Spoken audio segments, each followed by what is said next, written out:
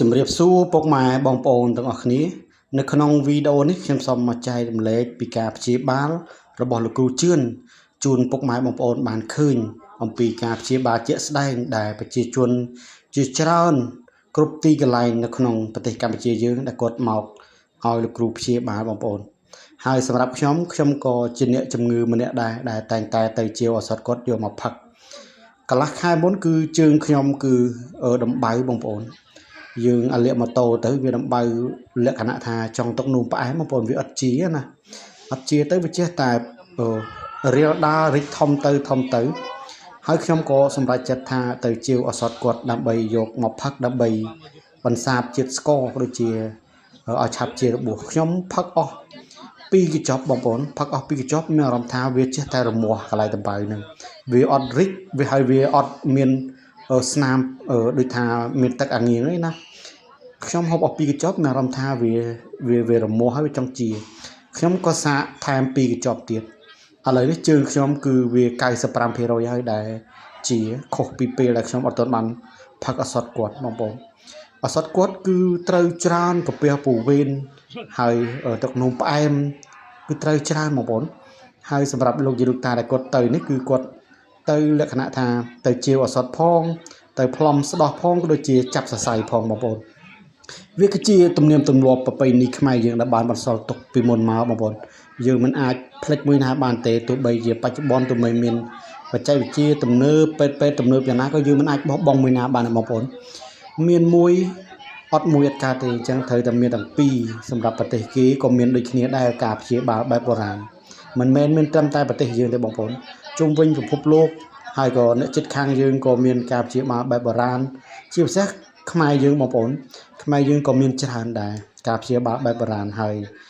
ការព្យាបាលបែបបុរាណនិងបែបសម័យយើងក៏មិនអាចចោលមួយណាដែរបងប្អូនយើងប្រឹងបែបសម័យឲ្យអស់លទ្ធភាពសិនណាមានន័យថាយើង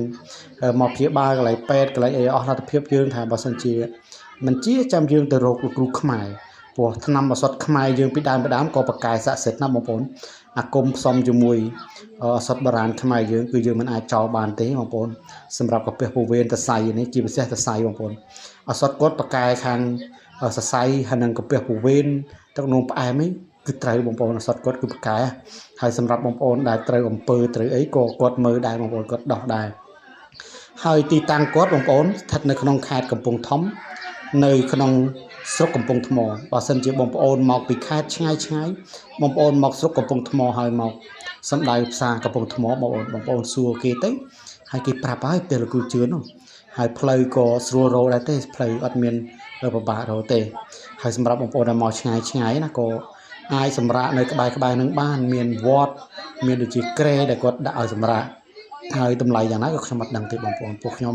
នៅក្បែរគាត់ប្រហែលជា20-30គីឡូទេគឺខ្ញុំជិះកន្លះម៉ោងដល់ហើយមួយទៀតសម្រាប់ភរិយាខ្ញុំដែលគាត់មុខជាប់បងប្អូនខ្ញុំបានផឹកជាមួយគាត់ឱសថដែលខ្ញុំទិញមក4កញ្ចប់ហ្នឹងផឹកទាំងអស់គ្នាមួយគ្រួសារទាំងកូនតូចខ្ញុំទាំងភរិយាខ្ញុំហើយភរិយាខ្ញុំនេះពីមុនមុខគាត់រៀងជាប់បងប្អូនដល់ពេលសាអស់2កញ្ចប់ទៅមុខគាត់មានអារម្មណ៍ថាស្រឡះមកវិញបងប្អូនលេងមានអាជាប់ខ្មៅលើមុខហើយខ្ញុំក៏ព្យាយាមមកគាត់ផឹកបន្ថែមទៀតឥឡូវគឺរៀងនេះច្រើនបងប្អូនរៀងធូរស្រាលច្រើនណាហើយវីដេអូនេះសម្រាប់ប្អូនស្រីនេះគឺគាត់ត្រូវអំពើគេបងប្អូនគាត់តែឃើញលោកគ្រូគឺខ្លាចតែម្ដង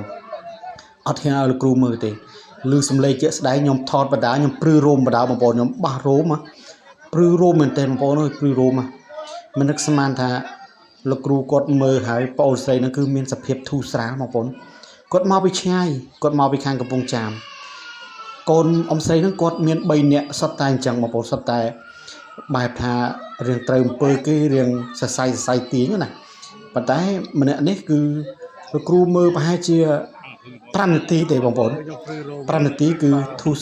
ស្បើយទៅវិញណាគាត់ចាប់សរសៃទី1គាត់ចាប់សរសៃទី2គាត់ស្ដោះបល័យបែបអាគមខ្មែរយើងបងប្អូនយើងមិនជឿក៏កុំប្រមាថបងប្អូនព្រោះការធ្វើអំពើការអីគឺមានគ្រប់សពបងប្អូនប្រទេសយើងប្រទេសគេលើពិភពលោកគឺមានដូចគ្នាបែបអំពើផ្លូវងងឹតណាមិនមែនមានតែខ្មែរយើងទេបងប្អូនអញ្ចឹងជំងឺខ្លះយើងទៅពេទ្យអត់ជាប៉ុន្តែយើងក៏មិនអាចចោលគ្រូខ្មែរយើងបានដែរ ជាគ្រូដើមពីដើមមក